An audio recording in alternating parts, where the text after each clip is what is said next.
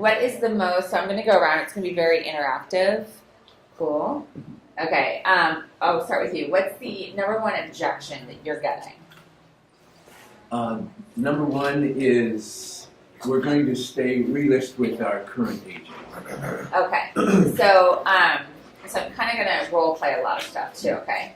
So I can appreciate that. So tell me, why do you think your house didn't sell? Wasn't shown enough. We don't feel the house was shown enough. We didn't get enough appointments. Okay. So if you've already experienced that with the past agent, how is that going to change moving forward? Well, he's the brother of my wife, and so have an obligation to give him another chance. I completely understand. I can appreciate that because of Thanksgiving. You know, you don't want to have a bad Thanksgiving. So I totally understand. We would be willing to pay them a referral fee if that's something you might want to discuss with them. I think it's like every fifth breathing person in California has a real estate license, so we do come up against this a lot. The reality is this is probably one of your biggest financial asset. Is that correct? Yes. Yeah, and so even though it's relative and family, you really need to protect your largest financial asset. I love my family too, however, not to the point where I'm willing to risk $100,000 to not hurt their feelings. Does that make sense? Yes. Okay. That does make sense. Right. And you said a referral fee? Yeah, so we can that way he could feel like he's a part of it. Right. We could still make him to where he feels a part of it. However, we would come in, obviously do our marketing, have our photographer come in and really reassess your listing and your property and see maybe where things went wrong. I don't know your brother-in-law or anything. I'm not saying he's a bad person or a bad agent. I'm just saying that you didn't get the result that you obviously needed, which was sell the home. Exactly. Right. Would that be something that maybe you could consider? Yes. Okay, great. I'd be willing to meet with him too, as well, and have the conversation if that was something. We're very fair and we're very easy to work with. It's just our thing is when we want to get your property sold, we also want to protect the area and the neighborhood as well, and keep the integrity of the values of the homes there and how things are selling. Because you realize if we have a home that sits in a neighborhood that we sell and it doesn't make anyone look good, right? Yes. Okay. Good. Is that a good way to we'll be open to that. Okay, great. So is that a good way? Have you guys ever come up against that? Like my family member or whatever? Yeah. Okay. So always be open to paying a referral fee. We do that. We've done that all the time. You didn't think of that? Okay, yeah. And again, you have to understand and be like, I can appreciate that. That's how a really great way to always respond. I can appreciate that. And you never want to say anything negative about the other person. You also want to always validate their concern. Does that make sense? Yes. So you always want to validate, this, and like, I understand. I can appreciate that. Because you don't want to make them feel wrong for going with the relative either.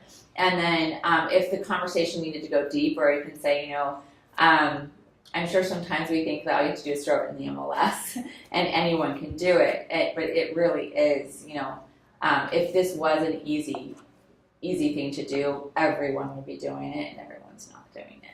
Although almost everyone has a license. Right? That's good. That your response is good because it doesn't shut him out of the transaction altogether.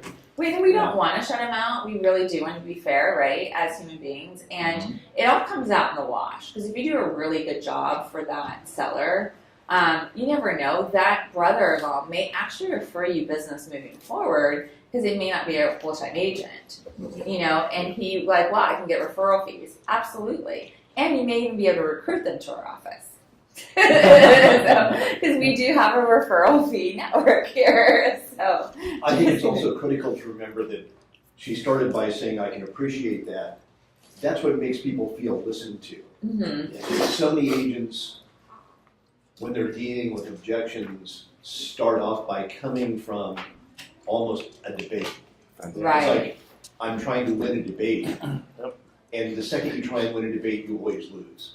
Right. You always want to go in calm, positive, and validating their feelings.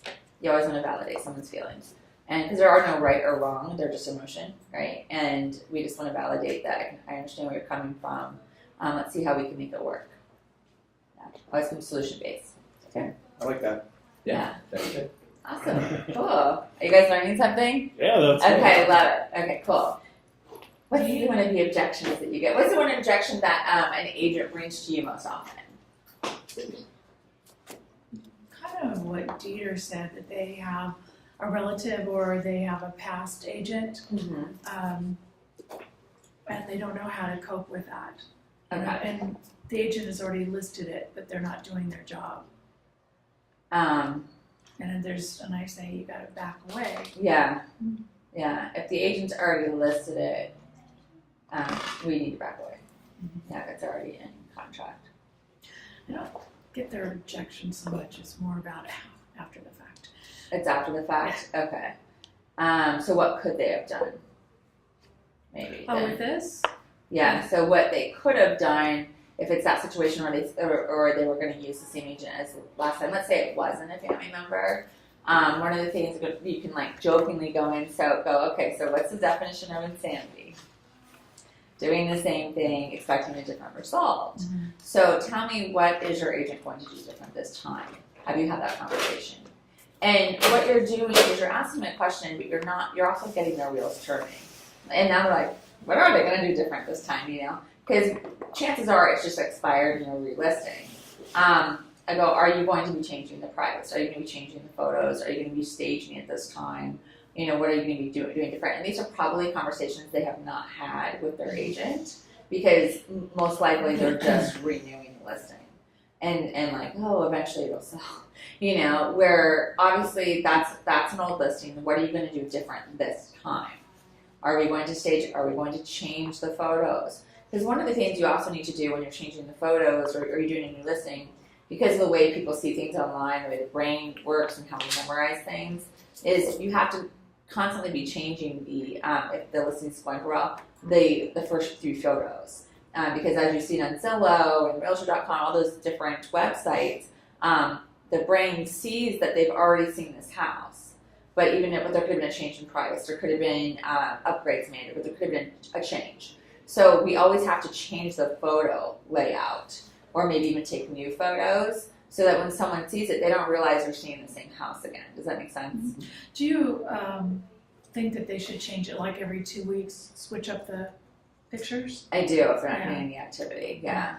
If they're getting a lot of activity, they want to keep it because it's a hot property, and people will also memorizing that in a good way. However, if they're not getting any showings, they probably want to switch those photos up. And sometimes I even have go get more photography, get new photography, different angles or something to make it show different. So what's the objection you get most? So Redfin. Okay. So we inside of me and Yvonne's farm. On Friday we went, and then we saw a painter. As soon as I see that, I'm like all over that. And he's like, "Oh, I think I'm gonna sell."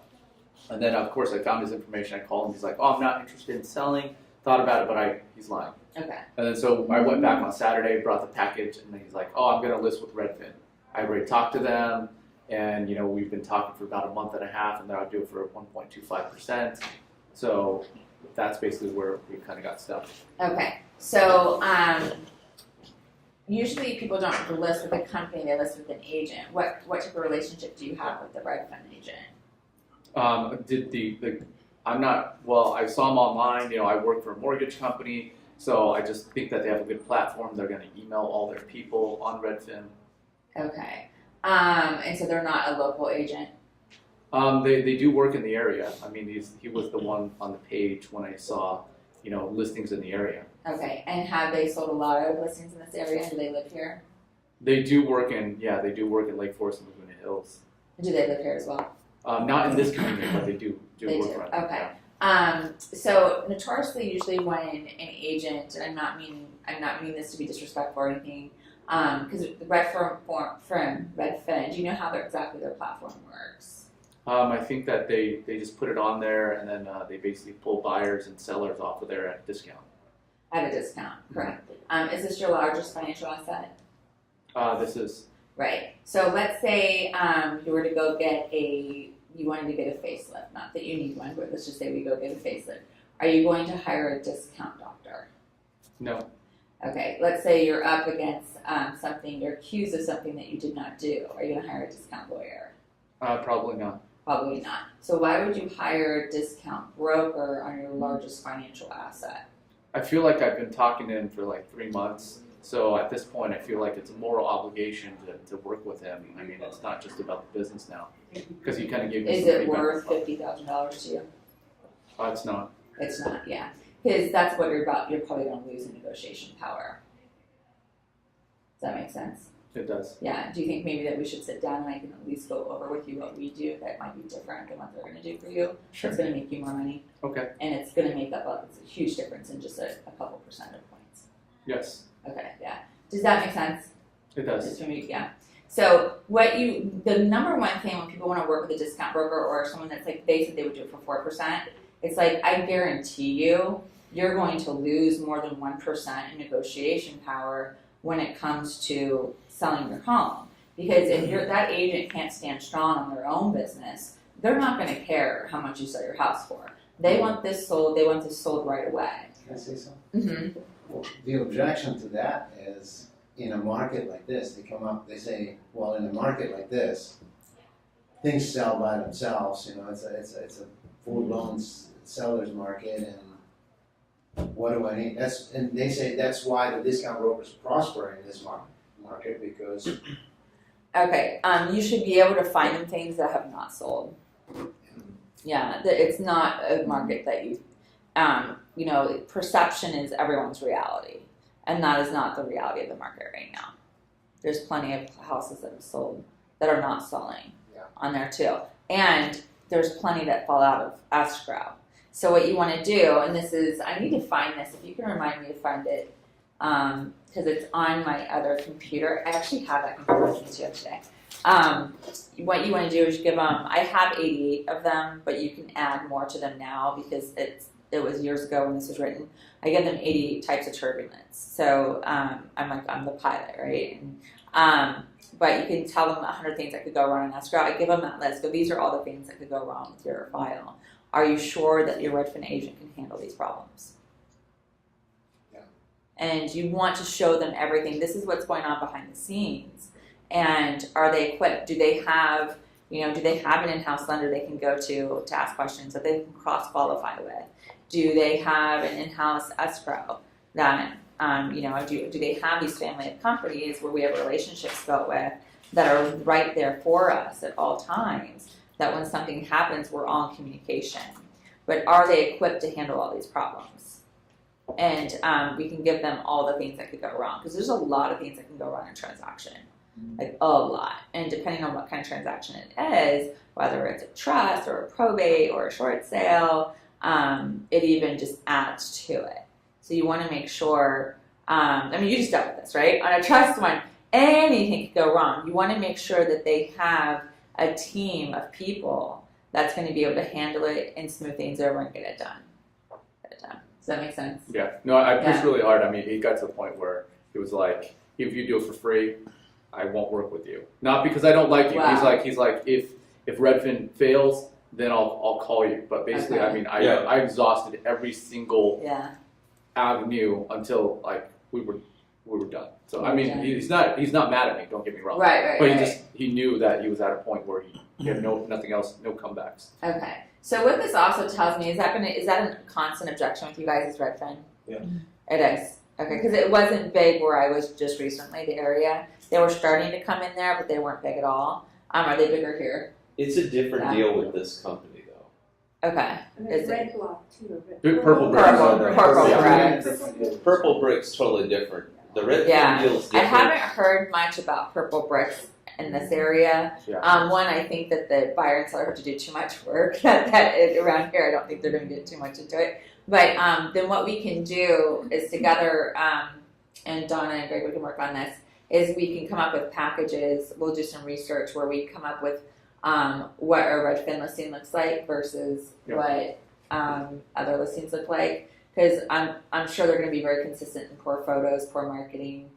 We can find out what their comments are in the MLS, all that kind of stuff, to where you're prepared on your listing agent or your listing appointments. Does that sound good? Yeah. Okay, let's do that. and so they can all be prepared. Well, also, discount brokers, they don't do the negotiation. They give it to a central person that has no idea Oh, what's going lovely. on. So they have absolutely no emotion or skin in the game. Exactly. They write up the contracts and off you go. Wow. Okay. That's good to know. Yeah, that is a really good thing to know because the thing is that when it comes to negotiation, when you have this relationship, you actually care. You want to do a really good job for your client. Redfin's not like they're not like a referral based thing, right? So when the market does shift, obviously the reason why all these seasoned agents do a really good job, this is a relationship of both business, and that's how you get business. So you're going to want to do the best possible job for them. Right. Redfin, it's churn and burn. So it's so also having those conversations where you're like the relationship for life, because they have what they also need to know. Up to 4 years, somebody can come back and sue them. Where's that Redfin agent going to be then? Right. Like these, like have a lot of the conversations everyone needs to be having is the what if 4 years, what if 2 years. I would definitely. I know from experience I've had things pop up 3 years later, and it's not fun. But it does make you feel better if you have a company backing you. Great, thanks. You're welcome. On to you now. What's your biggest objection? I mean, it kind of falls into what Alex was talking about. I had someone brought up some company called 10X that's kind of like an online, I think like a real estate portal to match buyers and sellers. I've not heard of them, so I had to research them. The ironic thing is this was an expired listing that they're still connected with the agent, so the agent still the listing expired through the agent, but now he's working through this portal called 10X, and we had a contract. Okay. So I thought it was a little bit of I wasn't really sure how to So handle basically, that. it's kind of like a for sale by owner.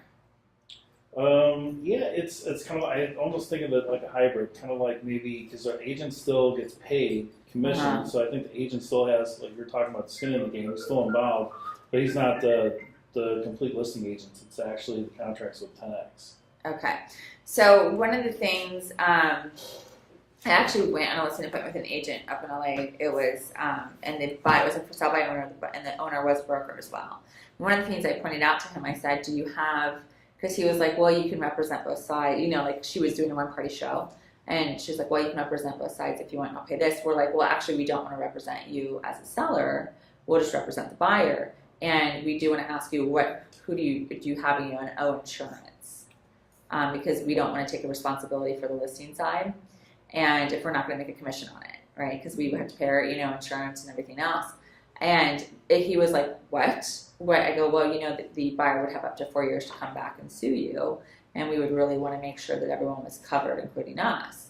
And we don't want to do a dual agency. And he was like, forget this. I don't want the liability. I want to list it. He was like, it scared him to death. So one of the things, especially with a company like that, are you completely confident that this company is going to be around for at least the next 4 years? And when you say that, I don't think the person's going to say yes or no or whatever. Just say because the thing is that any buyer has the right to come back to you up to 4 years.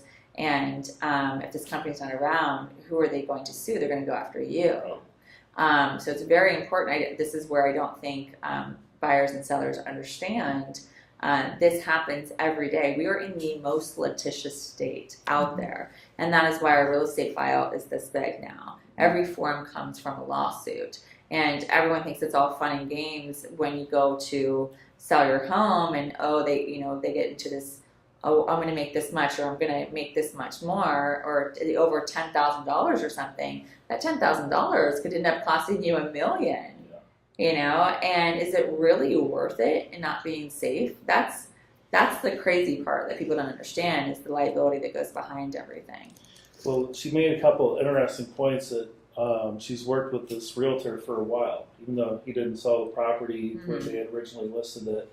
And then she also made a comment, which I thought was kind of interesting, but maybe not too surprising, is that we don't have to sell the house. We're not in a position where we have to sell it. If we can get the price we want through this portal, then we'll take it. If it doesn't work out, we'll just keep the house. So I thought that was kind of funny because usually people are a little Do more they live motivated. in the house? No. They don't live in the house. Okay. Is it rented? Yeah. It's rented. Okay. Well, tell me, at what price are you no longer the seller? 1.7. Okay, so at that point, you want to do your homework. Could it sell at 1.7? Mhm. It could.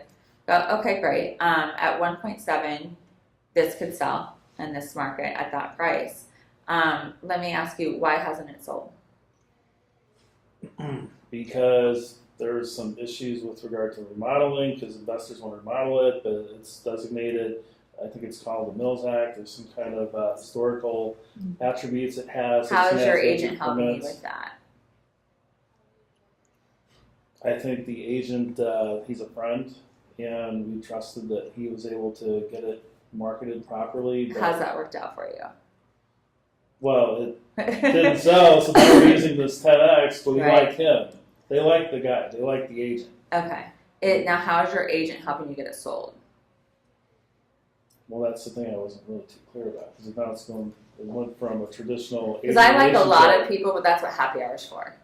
Yeah. Right? But if you want the house sold, wouldn't you want to hire someone that would actually sell the house for you? Right. Well, I think they were a little frustrated with the number of people coming in for appointments, and the tenants were getting a little, I think they were complaining about it, so they thought that this 10X platform was a little more streamlined, and maybe 10X told them something they thought was, if they can get the price they wanted, it'd be a lot easier.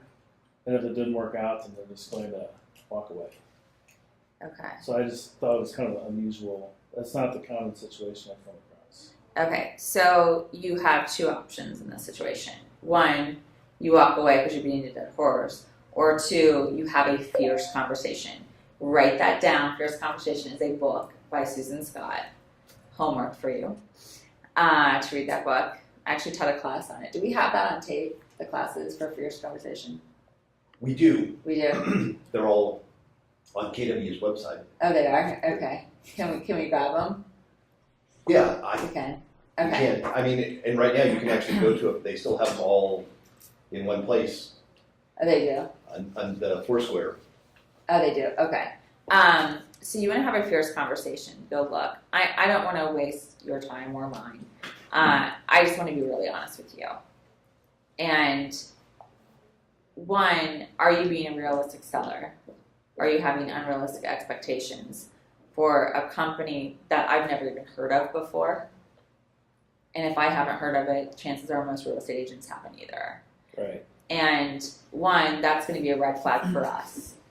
We're like, is this going to be a nightmare? That's one going to keep showings away, and probably buyers away too. If this is an agent that doesn't have a relationship with other agents, this is a relationship business. And one of the misconceptions is that people think that's a relationship business just between buyers and sellers and agents, where it's also a relationship business between agents, agent to agent. And this is a very, it's a very tight-knit community, the real estate industry. And, we talk, we network, we have buyers and sellers that we talk about offline as well. So do you seriously want to sell this house? And if you do, can we talk about the steps that you really need to do that if you're truly serious? Because I'm telling you right now, you keep making moves that are preventing you from selling the house. Right. So either you don't want to sell the house, and that's why you're making these choices, or you do want to sell the house, and no one's had the decency to have an honest conversation with you and tell you that you're doing it wrong. Right. And I would rather want someone negotiating for me that has the guts to tell you you're going about this all wrong to get the price that you want, than someone that is just going to try to sell you a bed of roses. Mm-hmm. Now, isn't that a more fierce conversation? Yeah, the thing that kind of maybe, I didn't want to push it too hard just because she said she was under contract, so I talked to Tom about that. We had a conversation. I don't know if you And if she's under remember, contract, you do Yeah. have and we to. kind of backed off. So Yeah. I wanted to take in the information, do a little more research. I know Marcus, the guy that she works with. I've actually shown that Now, property. on that one, you always want to, this is a good thing for all of you guys, when they go with these kind of companies, always check on the MLS and see if it's an open listing or a Exclusive. yeah, if it's exclusive or if it's a, Expired. it's expired. I mean, if it's expired, it's expired. That's open game. But there's They're not also on the open MLS. listings. They're not on the MLS. Okay, then you can talk to them. So how are they under contract? They're not in It's like Rex.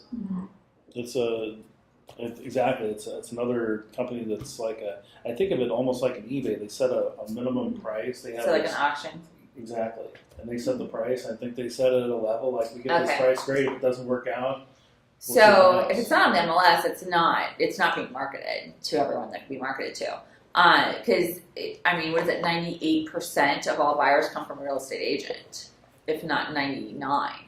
I mean, that's just the way it is. Most people are always represented by a real estate agent. And how do real estate agents show them buyers listings from the MLS, right? So, Well, they went from that model and it didn't work out. And I'm just talking about from their model. Right. It didn't work out. You know the real. well, this is the thing where you have to have that fierce conversation because you're buying into their BS excuses of, oh, well, they never got. No, you are making poor decisions in your financial asset. And nobody has the guts, clearly, to tell you the truth, or they have, and you're not listening. Mm-hmm. So I'm telling you, this is where you're going wrong. If you want to have a serious conversation about selling your home, let me know. Otherwise, I'm not going to beat a dead horse, because that's what you're doing. So you need to have that fierce conversation. With someone like that, you really have to be strong, and that's how they respect you.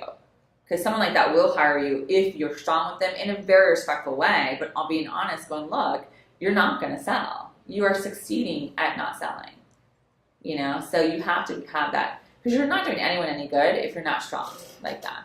But now, who has any advice on that or any I have input? a question on it. Uh-huh. So is the client legally, can he sign the client to a listing contract? He's not signed to a Right. state contract, but he is signed Rex. What was the name of the site you Called 10X. They're out of Irvine. Telex is saying that. 10X. Redfin has a wonderful thing they say about our company, which is our company's responsibility is to bring in buyers, because Redfin's related to management in our company. So they say that in certain areas. If they're signed with a contract to something, let's say, like Rex, Mm-hmm. which boasts itself on not advertising on the antiquated MLS, are they still under contract? So we have to see that. I don't know. And that's why I say we always look for things if it's open listing, because there are companies out there that'll put it on the MLS. But if you notice it says open listing, that means anybody can sell that house and get the commission. But that's a good point. We would have to see the contract. Because they may only have an auction contract and not an exclusive right to sell. So they could have 2 listing agreements technically. Does that make sense? Mhm. David Yeah. Jett lists like that on the MLS. Yeah. So it's expired now? Yeah. On the MLS, it's On the expired. MLS, it's not back on the MLS. And by the way, I've often taken we've all had those totally unrealistic sellers in our lives, right? There was one in San Juan Capistrano, this was years ago, and they've talked to everybody. They had it listed so many times they were just unrealistic about price. I offered to list it as an open listing, and because I just wanted the buyer leads. I was like, I don't care, I'm not selling it because nobody's buying it at this price, right? But I'll just put it in the MLS for you, and I just wanted buyer leads, right? Because it was an actual sweet property. But I mean, that's another thing. You could always be open to taking something to capture buyer leads. Just a little FYI. The other thing is when somebody says, we don't have to sell the property, one of the best things to always say, well, if you did sell the property, what would you do with the money? What's your plans? And usually if they talk about their future plans, what they're going to do, Get them in the future. get them to the Or where would you future. go, right? Yeah, where would you go? Yeah, if What that's would why I you asked do? if they live in the property. Yeah. Yeah, she did say that she's 100% adamant she did not want to list again with an agent. And that's why it was more for me, more of a learning. So then that's a really good thing where Greg was just saying, have that conversation and go, well, if you did sell, what were you going to do with the money? Mhm. And start playing on their emotion with that and just being like, okay, well, how would that change your life? So why are you stopping yourself from having that? And for if they were in the property, like Greg was saying, it's like, where would you go? If you did sell, where were you going to move? Because you want to make that possible for them. You want to start creating possibilities and enroll them in their own dream again. because somewhere along the line they gave up. So we don't want to give up too. We don't want to give up with them. We don't want to allow someone to give up on their life and their dreams. So we want to try to lift them up and enroll them back into what they thought was possible. Does that make sense? Yeah, I just wasn't sure because I thought they were under contract, so I wasn't sure if that was something we needed. I don't know, because I think it's more like an auction company, don't you? Like it's not technically a listing agreement. Because it would With them it is. With them it is, but It's not almost with like a new us. builder. Right. Not with us. But not with like California It's real not on estate. a state contract. Right. It has the verbiage of a state contract, Yeah. and they'll get you. I would love to see one of those contracts. We should get one. We should get Well, one. just looking it up, it's a strange model. Yeah. Yeah. They basically start out by saying, why pay a 6% commission when you can get the same service and better results sure. paying just 2%. And then it goes on to say, we use the internet and we don't just rely on the MLS. That's Rex.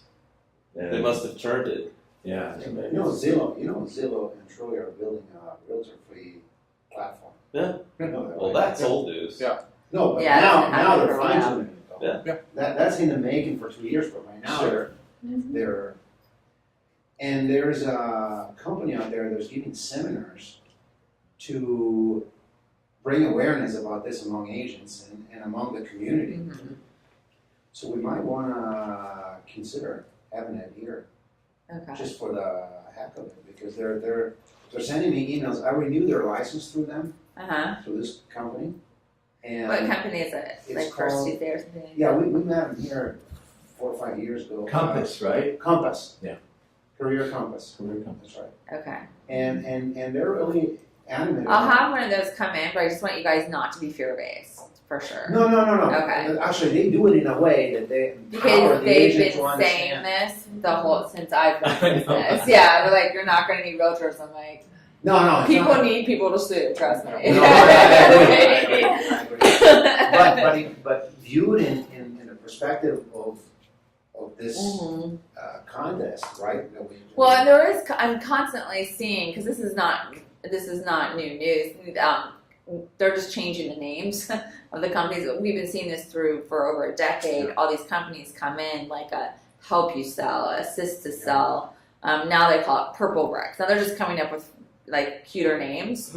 And then as soon as the market shifts again, those are going to be gone. Yeah. So, and then 5 years from now, we'll see another pink brick or something. I don't know. Something will happen. Yeah. And that's what I personally say to the market. Right. I say, you'll see this. You'll Well, see this. And we see it all the time. Purple Bricks is from the UK, and they're very popular there. They're very big there, so they decided Okay, they'd start got out it, in yeah. California because our market is Oh, so of hot. course. Yeah, of course. Okay, Yvonne, what's Alright. your biggest objection we can handle? So I know that market is hot, and you're telling me that you can sell my house fast. So let's sign a contract on 3 months, not more than 3 months. Okay. I'm actually okay with that. Yeah, sales. Yeah, I'm actually okay with that. Me too. Yeah. Yeah. So if you can, so this is If the the thing. price is really high, If let's you- say the highest one in the community. If they the want rate to is list less it too high. Yeah. Tell you what, we list it at a price that we both agree on. I will do a 90-day contract with you. If we list it the price that you think it is, and against my advice, giving all the documentation I give you, then we do a 6-month listing. Or a third option. We do it your way for 2 weeks. If I don't get any offers and I don't get at least 15 showings, we go to the price that I suggest. I've written that into contracts before. If it does not sell within 2 weeks, then the listing price will change to this. The market will determine this. If you could usually get your best offers in the first 30 days. The market will tell you what's going on in the first 30 days. They don't have to, I always remember, you don't have to sell your house for any price that you don't want to sell for. Yeah. However, you will always, it's never failed, you will always get more than you thought you'd even get if you price it at market or below. It's better to actually price your house below market and bid it up if it is in an area where you're getting a lot of traction, a lot of offers on properties. Otherwise, do it right at market. and because they take the risk of actually losing money. It's never failed either. I actually have one that we're closing. I've had, honestly, God, for like over 2 years. It wasn't a short sale. They didn't listen to us on price. And I told them specifically, I go, look, this has only happened 3 times where if someone doesn't listen to you on price, they will chase the market down. People will think it's stale. And they'll think something's wrong with the property. It's just a mental game. And they end up losing money. They end up selling for less than they ever could have because they didn't listen to their broker. They need to listen to their broker, just like they would their doctor or their lawyer. Yeah. Those are the best suggestions on that. Does that help? Yep. Yeah. Have anyone else ever had that where they chase the market down? Yep. Yeah. Oh, it's a horrible thing to watch. I'm telling that on front. I said the single biggest mistake we can do is chase the market. Yeah, you're gonna chase it Our down. own mistakes. That's And number it's one. so funny because it worked in my favor. God, this was, I don't know, 2 years ago or a year and a half ago. Someone from LA had a buyer in Orange County. And, I worked in LA. I go, look, I could show them 5 houses on Saturday. And they had to buy one of those 5 houses, right? So, and I go, I have no time. So, I found a house that was like their dream, right? And they had overlisted it. It was like, you could tell they chased the market down, and it was a divorce. They were fighting over it. It was hard to show everything. And they're like, is there anything about the property? I go, look. And I told the clients the situation. I go, look, this is what goes on in our real estate market. They overlisted it. They chased the market down. You're going to get a deal of a century because everyone thinks it's stale now. I call the agent, I know her. She's like, everyone thinks something's wrong with property. They chase it down. My clients got an amazing house because of it. And they probably got instant like $70,000 equity. So it can work in a buyer's favor. It does not work in a seller's favor. Like, I was happy for them, obviously, but I knew exactly what was going on, and I could explain it to the buyer and to a way where they realized, oh, nothing's wrong with the property. I'm like, look, it just was people weren't listening to the broker. And the divorce thing probably didn't help either. Like, the husband was refusing to show it. So, so you maybe want to tell that story. Go, it works out really great for a buyer. Are you going to buy your house? Right? Yeah. And they're going to be like, no. Go, okay, well, then we want to be a seller today. What do you got? That was it. That same objection? Too high, and then let's meet in the middle, but it's still too high. So, I'll give you 3 months, and then we're gonna go with somebody else and just do your job. So, and that's the other thing too. If you're going to take a 90-day listing, make sure have your systems in place and time block it. That's why we do which we're going to switch soon.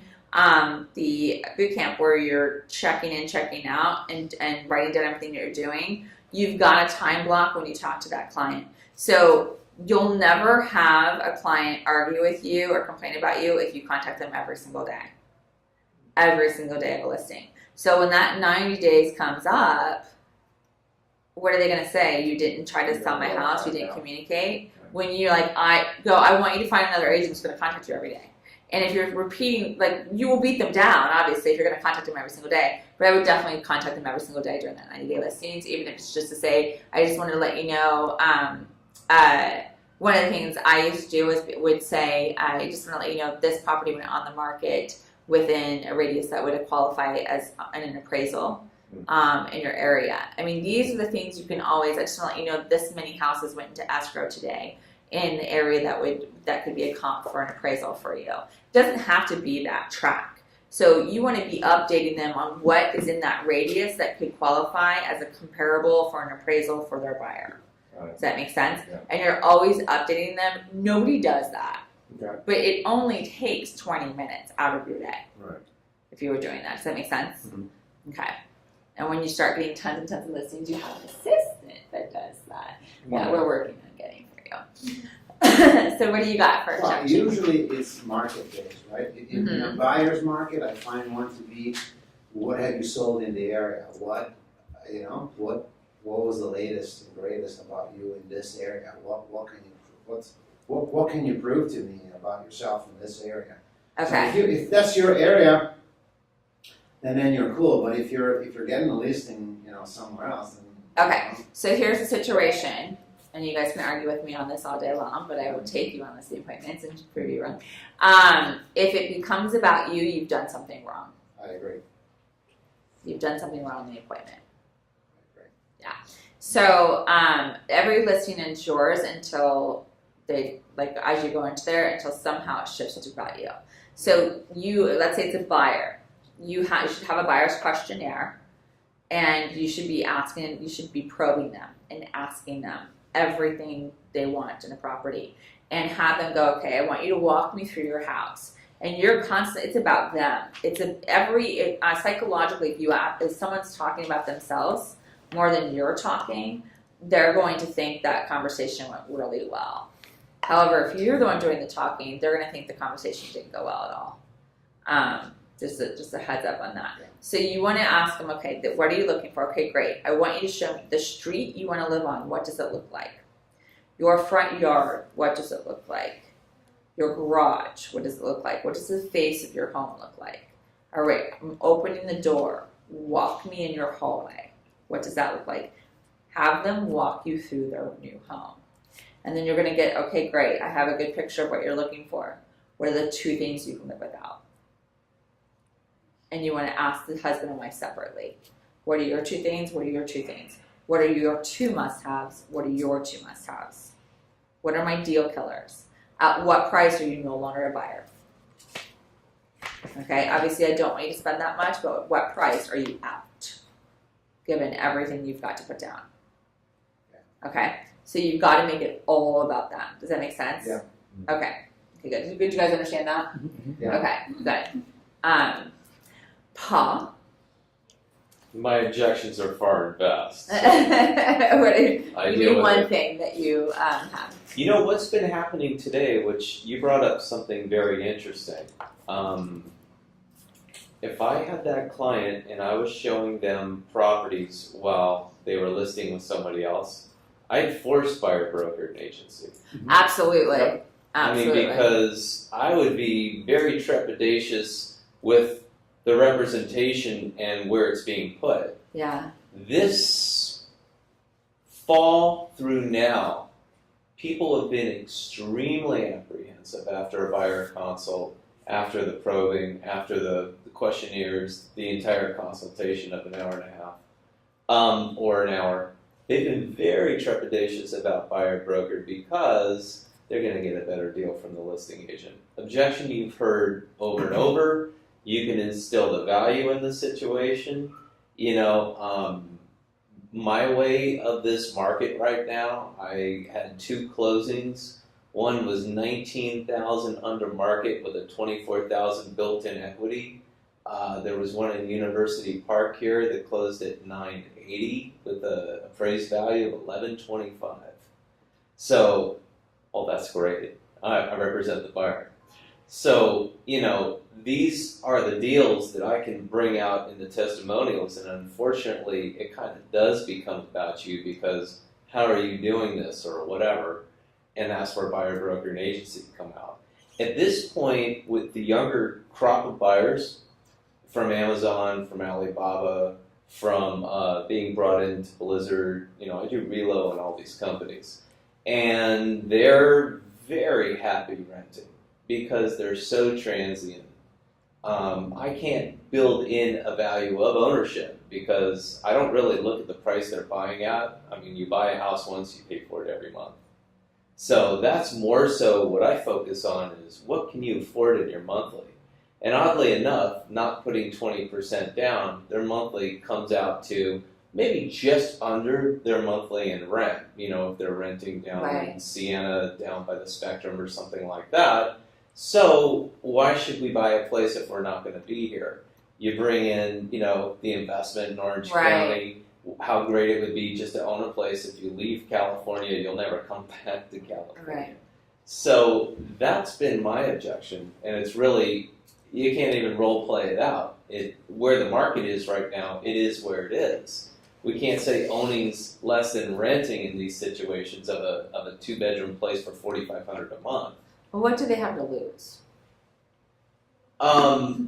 Confidence in the market at buying at this place at $40,000, $48,000, $5,200 a month, that the rents won't be, you know, because they're researching. They're online. But if we do the research ahead of time on rents, what do they have to lose? Because have we seen rents notoriously, especially near university, go down where we really haven't? We've That's seen them go down in objection, houses. though, that you just brought up. Yeah. Why should we buy rather than rent? Well, Yeah. rental in houses is lower price per square foot in Orange County than rental in condos. So if you're buying a condo, which they should, for many different reasons, especially if they're renting it out, it's great. Right. On the flip side, with everything they see landlords going through in surrounding counties, again, they're very well educated towards that. They're not just walking into this on emotion. They're walking into this as technical engineers. Well, one of the 2800. conversations I would have with one, I would probably give them a book called Wealth Can't Wait, Mhm. and then I would have a conversation with them as, I'm here to help you build your real estate portfolio. Right. What does that look like? And let's look at that together and build that. Maybe if this isn't the right area. Maybe we can buy an investment somewhere else. Maybe we can look at units if you're looking to invest. I completely understand if you think this isn't the right buy for you. However, where are you putting your money? Do you still want to build a real estate portfolio?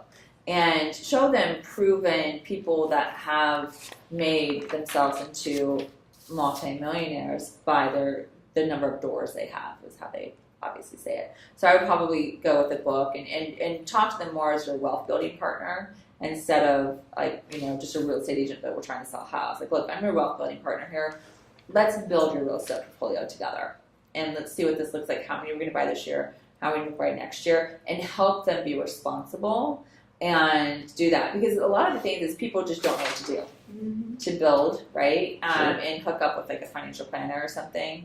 So that would be a good way to go. As far as your buyer broker, he's really right on that with as far as if you are, if they have a listing agreement, one of the things I would go, look, I want there to be no discrepancy. The fact that I'm representing you on buying and not selling, I don't want to get in the middle of any lawsuits or agency boundaries. So I'm going to need you to sign this that represents me for buying. Another thing you can do when you're in a buyer presentation, after you're talking to everyone and you're talking about them, you can say, have I done or said anything that you would not want to work with me moving forward in finding your home? And they're probably going to say no. Go, have I done anything to offend you that you wouldn't want to work with me? No. Okay, great. I'm going to ask you to sign a buyer broker agreement then, so that I can get started. Kind of like a lawyer, I work on contingency, and I get paid once we close. And at that point, most people don't like confrontation, and most people are afraid to say no, so they're going to usually sign at that point. Does that make sense? And then you also, when you go through the buyer broker agreement, there is that part in there that talks about what you're paid. But I want to let you know how I'm paid. I am paid by the seller. Right in here, it says that you're going to pay me whatever the corporation broker compensation is in the MLS. I'm going to agree to. I'm writing this up as 3%. However, if they're only offering 2.5%, I'm not going to let 0.5% come in between you and your dream home. I will eat that on my end. Okay? And you just agree to that. And you can even write in there whatever the MLS is offering, because that is in the buyer broker agreement. Have you guys seen that part? Yep. And that's a really good way to say, I'm not going to let 0.5% come in between you and your dream home. I'm going to eat that for you. Because they don't really know how it works. We think they know how it works, and it doesn't. So what do you got for me? What objection? Right now, I think I had 2 sellers who were, they ask you, okay, send me some information, but I don't want to meet with you yet. So it's like, well, do you want to send them, what do you want to send them also? And then they say, well, I'm not sure where I want to move to. Okay, great. So they're like stuck on the fence, thinking, well, how do I move it along?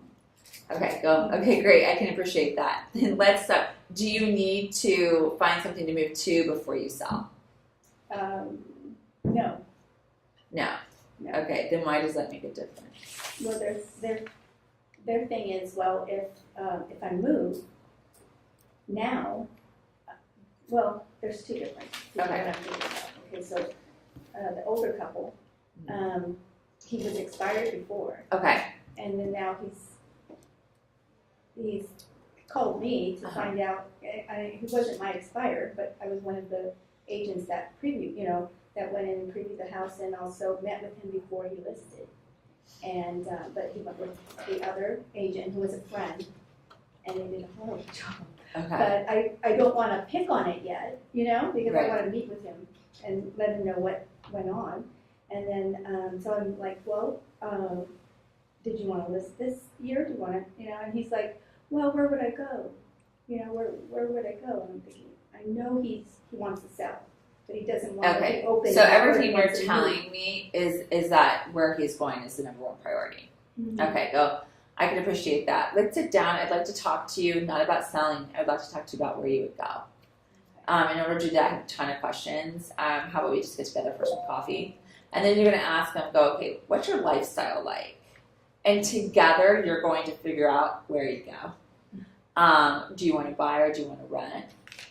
Do you want to stay in California? What is that? We want to get him in the future. Mhm. And then go, okay, great. If I can help you find where you're going to go, Mhm. and we can identify that together, maybe we'll go look at a couple places, see if that fits for you. At that point, we can talk about selling, because I don't want to make you homeless. So let's see if that what you want exists first, and then start working on that relationship. Okay, especially when it's elevated. Change is hard. Yes. Change is hard. So you want to make sure they're going to the right place. And then- we do, like out of caring. By the way, you get the most referrals during the process. While you're working with the person, Mhm. you get the most referrals because you're on top of mind. Mhm. So it's okay if that relationship has to go for a while. Okay. Because that, he probably talks to a lot of people, because what do all elderly people have to do? Yeah. Talk, go to people. Go to the bank, right? go to the doctor. Yeah, so they're always talking to people. Yeah. And you're going to become like their new best friend. You know, you're probably the only person that's not the bank or the doctor that we're talking to, and they wish their kids would call more, right? So you want to develop that relationship. You may end up becoming the 55 and older realtor. I don't know, and that's not a bad thing. So you know, I would just develop that relationship. You know, and I actually like the elderly ones. They're just so fun and sweet, and they tell the truth. Oh yeah. They don't care. They don't care. Yeah, I love it. They're like, I don't like that. I was like, thank you. Yeah. So, Okay. what else? What's your second one? Waiting to buy. I'm waiting to buy because the market's going to go down. The market's going to go down. Who Yeah. told you that? It's on the news. I've heard it from other realtors. You know, just wait. You know, for the market going down. I've seen how the properties are going down in value. There's going to be Rates are going up. Yeah. Okay. Rates are going up, so properties are going down. So if the rate's going up and the property would have to go down very significantly for that to be even. Mm-hmm. For have you talked to a lender? And one of the things, the cost of buying, I know Henry just sent that out, that email out about the cost of waiting. Mm-hmm. But I have something I'm going to send you, the cost of waiting. Because the situation is, when you go to buy, it's a lot different as far as when you go to get a loan. So let's say the rates go up 0.5%. Mm-hmm. What you now can afford is a lot different than even if the market were to go down. So let's say the market went down 3%. You're not going to be able to buy, though, like 10 to 15% what you could buy now because of what you can afford, what you can qualify for. Like, that's a huge difference. So your buying power could be a difference of $100,000. Mm-hmm. Do you really think this condo is going down $100,000? Like, we would have to have, I'm not even gonna put out the universe. We would have to have another terrorist attack. I'm not gonna say the date for the world to go into that place. Okay. Right? We would have to have a meltdown. The government doesn't even allow the space now for us to have the problems we've had. Mm-hmm. Like, it's so regulated now. Like, you actually have to qualify for money you borrow. Imagine that, right? Mm-hmm. And so the space isn't there, Mm-hmm. and we can't build. Like, there's no more we can do. We're building everywhere we possibly can, Mm-hmm. to the point of high rises and Irvine. You know what I mean? Like, we're building everywhere we can. So if you really know you want to live here, Mm-hmm. tell me how you think that everyone's going to lose $100,000 in equity over the next couple of years. It's not going to happen. Yeah. But that's your loss of buying power. They don't understand that part of it. The change in what they can pay for is so significant when rates go up, rather than what the decrease in the market. Because if the market decreases, I mean, you're talking like 3%, 3 to 6% maybe. You know? Yeah, that's a good point. Yeah. Plus statistics, find statistics to support Yeah. that. I just got an email. Have you guys heard about Listing Nest? Yeah. I was amazed that it's that real estate market snapshot, Newport Beach, and it talks about prices are up 0.81%. Da da da da da. Because you just got fished. You were looking up that. Yeah, you website. did. You totally did. And then Yes, we yes, also yes. just got, I was Orange County, LA, it was in the register this past week, where we're the highest increase in LA and OC, yeah. All LAMSC. of Southern California. Yeah, so I mean, it's just, I mean, it would take, the rates are going to go up. Everyone has said, yes, that's happening. The federal government has said, yes, that's happening. The federal government cannot say, the prices in Orange County are going down. So we have no proof of that. So you really want to, and you want to have that conversation go, look, I have to be totally straight and honest with you. This has nothing to do with me and selling your house and having, making a commission. But you will hate me if I'm not honest with you now, because you're going to be priced out of the market because the rate's going up, and then you're not going to be a buyer at all, and I'm the jerk that didn't tell you. So it's always the realtor's fault. Yeah, so if I'm not honest with you, I'm doing the math for you right now. And I suggest you call the lender and talk to him about it too. So have him talk to somebody else as well, so it's not just you saying it. Yeah. So cool. So we got to everyone. Great. I got one. Uh-huh. The other agent told me that he's going to give me part of his commission. The other agent said that he'll pay me part of his commission if I list with him. Your market trends. Ooh. And well, That's that's the quite first common. thing. That's the first thing I would say though. Ooh. Ooh, okay. Yeah. But it happens quite often when you have a Chinese client. The Chinese agents will give back rebate. Not all the Yeah. Chinese clients. So Not all sorry, the so Chinese sorry. Yeah, All the yeah. so sorry, Al. But because it's my Are you wife Chinese? said Are you it's a Chinese? cultural thing I know. that they're led to expect that if an agent doesn't do that. Do you speak Asian? I do. You do? Oh, I may have called this for you. I'm not you want to be like, ugh. And I would just go back into the same things like this is your largest financial asset. How much do they get? How much can they even give you back? If they give you half, what is that? $20,000? 25. $25,000? Are they going to care about what this is negotiated for? They're just going to get this done because they've already thrown themselves under the bus. They already don't give a crap about their own bank account. They're not going to care about yours. They have no skin in the game. It's like it's free. Like when you go to something that's free, you have no skin in the game. What are the odds of showing up? Yeah. Do you run into that? Yeah, I do So too. the other thing that I found is that if you ask them, well, tell me, what do you do for a living? And well, I own a restaurant. So I have a question. If somebody walked into your restaurant and said, listen, I know you're making a lot of money on this, so would you accept half of your price? I'll see that all the time. What would you say? No, you're absolutely right. I mean, that's a great response, especially if it's a doctor or a lawyer. Hey, no. And to me, it's like getting them to, it's like, oh, well, let's say they're really discounting their own value. Yeah, Do you want somebody that discounts their value representing you? Yeah. And to me, that conversation. And I would also switch up that you brought up value. I would also switch up the conversation and go, when in the absence of value, price is always an issue. What value do you not see in a real estate agent? That's excellent. I like that. Right. Yeah. What do you think Say we're that not first sentence providing you? again. I really like Sure. In the absence of value, price is always an issue. What lack of value are you seeing in real estate agents, and what do you think we're not providing that you need? That's excellent. So usually I just go with, what are they going to do for you for 50%? Are they going to represent you? Are they going to negotiate you for you?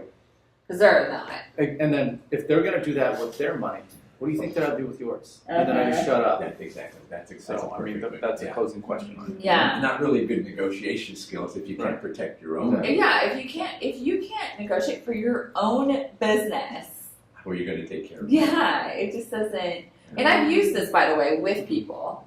Actually, was I went up against Tim Smith, and I went first even, and they still decided to go with me. And then they wanted me to discount, and they said he would discount, and I go, look, if I can't negotiate for my own business, you should not hire me. And they go, you make a fair point. We'll pay the full price.